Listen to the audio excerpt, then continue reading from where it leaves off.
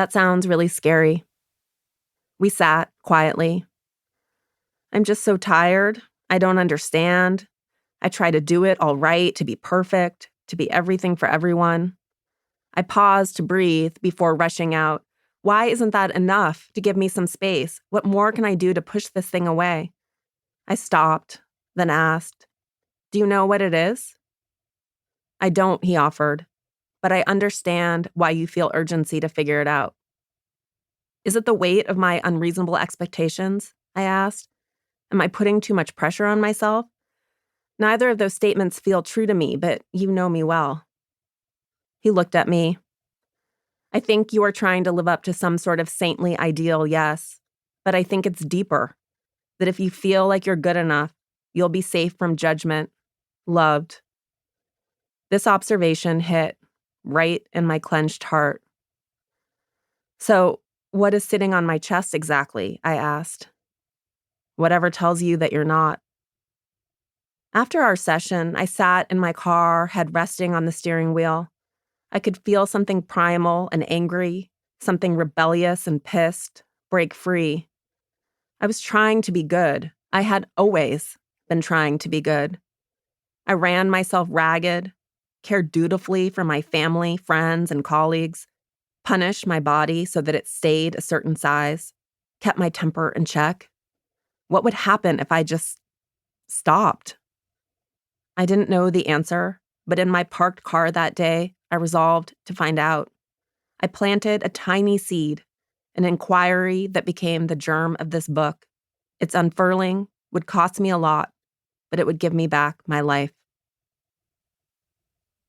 I wish I could report that this revelation in my therapist's office was enough to break the spell, to unlabor my breathing, to provide relief.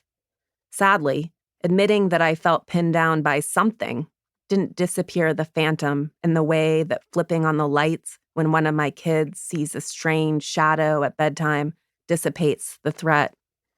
But acknowledging the specter's heft and weight did give shape to my investigation. Where did this beast come from? How did it get its power? And why was I so willing to submit?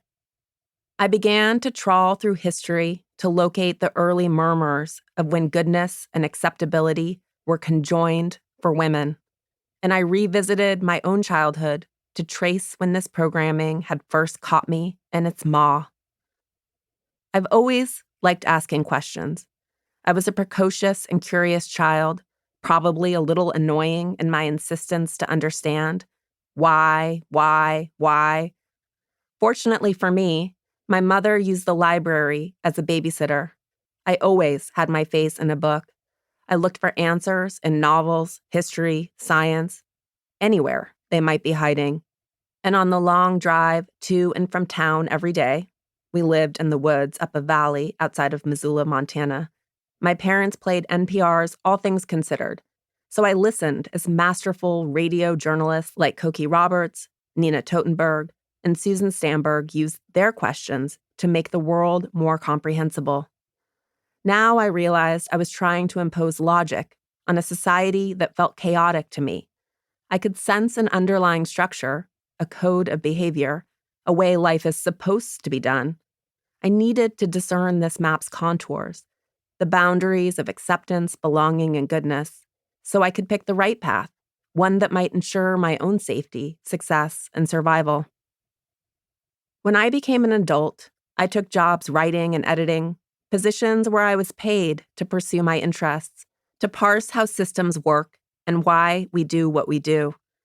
I've interviewed hundreds of deep thinkers and cultural influencers, doctors, scientists, theologians, therapists, activists, politicians, historians, healers, actors, poets, and journalists about what it means to be human. In the past decade, I've spoken to Brian Stevenson, the death row defense attorney who argues that we are better than the worst thing we've done, that no one deserves to be someone else's executioner.